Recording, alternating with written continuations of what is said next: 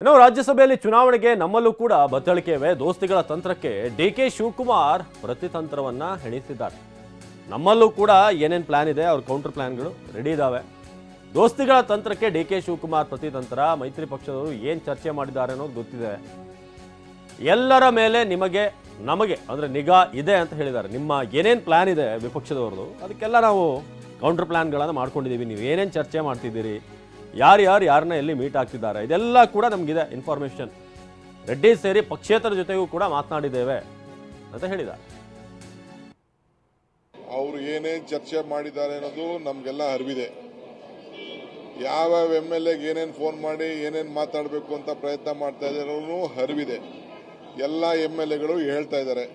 ಅವ್ರವ್ರ ಸಂಬಂಧಿಕರು, ಅವ್ರವ್ರ ಫ್ರೆಂಡ್ಸು ಯಾರ ಮುಖಾಂತರ ಪ್ರಯತ್ನ ಮಾಡಬೇಕು ನಡೀತಾ ಇದೆ ಅನ್ನೋದು ಕೂಡ ನಮಗೆಲ್ಲ ಅರಿವಿದೆ. ಎಲ್ಲರ ಮೇಲೂ ನಿಗಾ ಇದೆ. ಎಲ್ಲ ಪಾರ್ಟಿಯವ್ರ ಮೇಲೂ ನಮ್ಗೆ ನಿಗಾ ಇದೆ. ಸೊ ಅದರಿಂದ ನಾವೇನು ತಲೆ ಕೆಡಿಸ್ಕೊಳ್ಬೇಕಾಗಿಲ್ಲ. ನಮ್ಮ ಬತ್ತಳಿಕೆಯಲ್ಲಿ ಏನಿದೆ ಅನ್ನೋದು ನನಗೆ ಗೊತ್ತಿದೆ. ಅವ್ರಿಗೂ ನಮ್ಮ ಹತ್ರ ಅವ್ರ ಬತ್ತಳಿಕೆಯಲ್ಲಿ ಏನು ನಮ್ಮ ಹತ್ರ ಇದೆ ಅಂತ ಅವ್ರಿಗೂ ಕೂಡ ನಾವು ನೋಡಿ, ನಾವೆಲ್ಲ ಏನು ಮಾತಾಡಲ್ಲ. 138 ಜನ ಇನ್ಕ್ಲೂಡಿಂಗ್ ಜನಾರ್ದನ್ ರೆಡ್ಡಿ ಅವ್ರ ಹತ್ರ ನಾನು ರಿಕ್ವೆಸ್ಟ್ ಮಾಡ್ಕೊಂಡಿದ್ದೀನಿ. ಆಯ್ತಾ, ನಮ್ಗೆ ಬೇರೆಯವರು ಇದ್ದಾರೆ.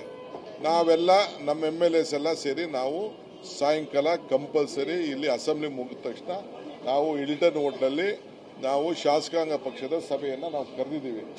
ಎಲ್ಲ MLAಗಳು ಅಲ್ಲಿ ಇರ್ತದೆ. ಮಾಕ್ ವೋಟಿಂಗ್ ಕೂಡ ನಾವು ಮಾಡಿಸ್ತೀವಿ. ನಮ್ಮ ಅನುಭವಕ್ಕೆ, ಯಾಕೆಂದರೆ ಭಾಳ ಹುಷಾರಾಗಿರಬೇಕು ಅಂತೇಳಿ ಮಾಕ್ ವೋಟಿಂಗ್ ಕೂಡ ನಾವು ಮಾಡಿಸ್ತೀವಿ. ಎಕ್ಸ್ಟ್ರಾ ವೋಟ್ಸು ನಮಗಿದೆ. ನಾವು ನಮ್ಮ ಮನೆ ಏನು ಬಿಗೇವ್ ಮಾಡ್ಕೋಬೇಕೋ ನಾವು ಮಾಡ್ಕೊಳ್ತೀವಿ. ಬೇರೆಯವ್ರದ್ದು ನಮ್ಮ ಜೊತೆ ಸಂಪರ್ಕ ಇದ್ದಾರೆ. ನಾನು ಅದನ್ನು ಡಿಸ್ಕ್ಲೋಸ್ ಮಾಡೋದು